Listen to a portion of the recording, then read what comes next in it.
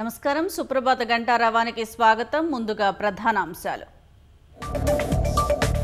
Visakha steel plant ప్రమాద కారణాలపై కేంద్రం దృష్టి. మృతుల కుటుంబాలకు 25 లక్షల పరిహారం ప్రకటన.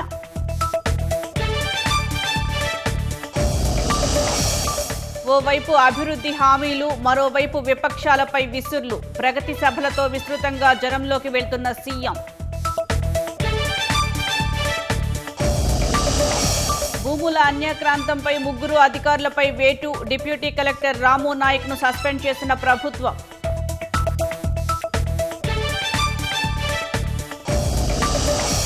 రెండేళ్లలో 1,00,000 కోట్ల విలువైన భూములకు హైడ్రా విముక్తి. సర్కార్ భూముల పరిరక్షణే లక్ష్యంగా భవిష్యత్తు కార్యాచరణ.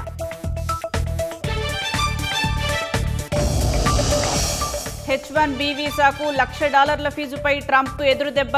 నిర్ణయం చట్టవిరుద్ధమని కొట్టేసిన బోస్టన్ ఫెడరల్ కోర్టు.